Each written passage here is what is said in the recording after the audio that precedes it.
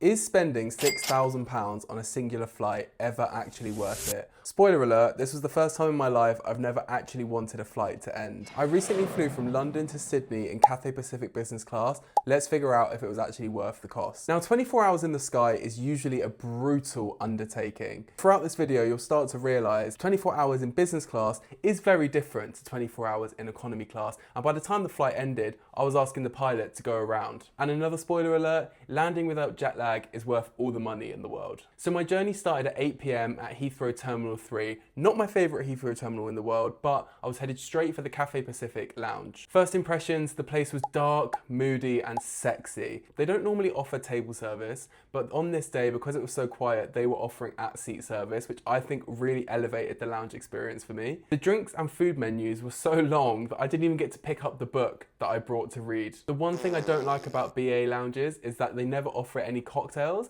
but in this bar they were offering a full cocktail menu, Aperol Spritz, margaritas, you name it, you could have it. And honestly, if you're paying £6,000 for a flight, you probably want the cocktail menu. So yes, I got a little bit tipsy, maybe borderline drunk, ate a lot of chicken wings and some bao buns, and got on with some work before it was time to board my flight. When it was time to board leg one from London to Hong Kong, the flight time was roughly 14.5 hours. It was on an A350, which just so happens to be my favourite aircraft, but I will say it was a slightly older aircraft, so the business class model was slightly dated, but who am I to complain? Now, I'm 6'4", and genuinely most lie flat business class beds do not fit me in. They're built for people who are about 6 foot. But for the first time in my life, I actually couldn't reach the footstool at the end, which was an absolutely incredible feat. They handed out amenity kits, which had everything you needed, but honestly, weren't my favourites, and I do think British Airways do the amenity kit better just because I'm a massive White Company fan. They came over with the bedding, and the bedding was so heavy, and it was genuinely nicer than the bedding that I have at home. But to be honest, when I'm on a flight, I'm always boiling hot, and genuinely right now I'm boiling hot even just recording this. So I didn't actually get to use it, which actually was quite a big shame. And I don't know what it is about airplane slippers, but I wish they had different sizes because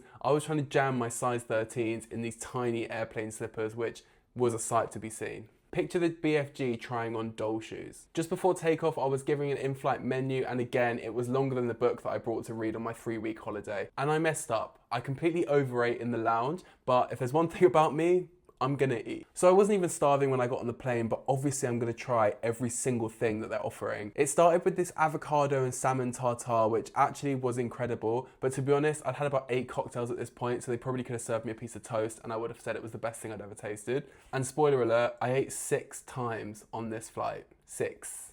Once I'd finished dinner and a couple of very strong Negronis, I slapped on my eye patches and finally went to sleep. Now when I tell you, my head hit the pillow and I was out like a light for 9 hours. I didn't even sleep for 9 hours at home. I think last night I slept for about 5 and I feel absolutely fine.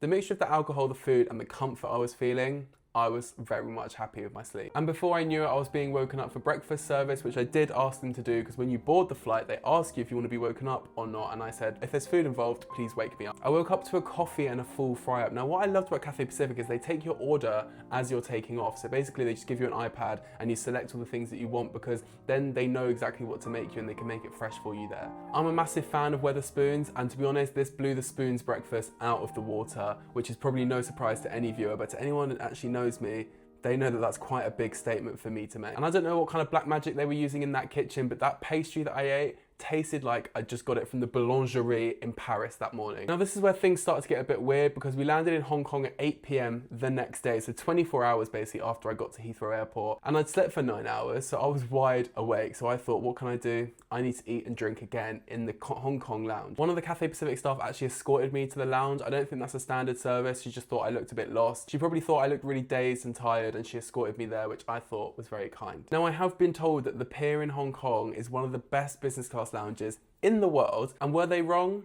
Absolutely not. When I walked in, it was giving me pure Soho House energy, which is exactly what I look for in an airport lounge. I don't want bench seats, and to be honest, I could have stayed in that lounge for about 12 hours and I don't think anyone would have noticed. Also, being able to have a shave and a hot shower in between these long flights was so nice. I genuinely think if I'd flown in like economy or premium economy and been able to use the lounge in the middle, it would make such a massive difference to this flight as a whole. They even had a dedicated champagne and pizza bar. I don't know how I was still eating at this point. Thank God I had stretchy trousers on because I was eating like a champion. It was like man versus food on this journey. And then it came to leg 2 and I thought, bring it on. Like, I'm ready to go. Like, I want to get back on that plane and back into that business class seat. Unfortunately, this flight was only 9 hours long, and I actually wish it was a bit longer. And the av geek in me had already checked what aircraft it was, and I found out it was one of their newer aircraft with the retrofitted cabins, which was an absolute delight, let me tell you. I have never seen in-flight entertainment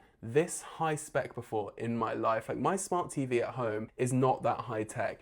I was genuinely blown away. I could have just been fiddling around that screen for the whole 9 hours, but unfortunately, I had other things to do. One thing that I also loved about this cabin was the mood lighting. Now, I don't know if they have that down in economy. I didn't bother to check, but the mood lighting really helped me like get my body clock to adjust, and it also just makes it feel so much more premium when there's like nice like colored lighting throughout the cabin and not those harsh fluorescent yellow lights that some airlines put on. To my surprise, on the menu was a cheeseburger and fries. Now, I genuinely wasn't hungry. In fact, I felt a bit sick that I'd eaten too much, but I couldn't resist. I had to know, what does a cheeseburger and fries look like on a plane when I'm used to a little plastic tin with a metal foil lid on it? She brought it over. The crisps were crunchy. The burger was like a smash burger with like loads of like lettuce and fresh stuff inside of it. And I was thinking, how is this even possible? How have they got Five Guys quality 30,000 feet in the air in Hong Kong? It doesn't make any sense. Again, black magic, I'm almost certain of it. And I wish I could tell you more, but I ate the burger and fell straight back asleep again.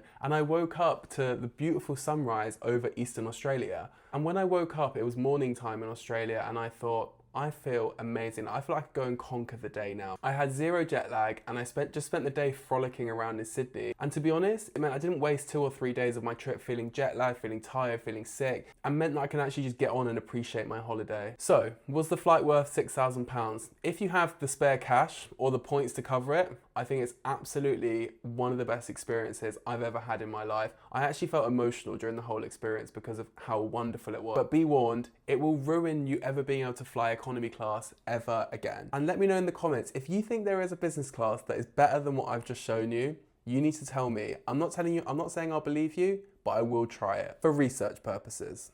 And I guess I'll see you next time.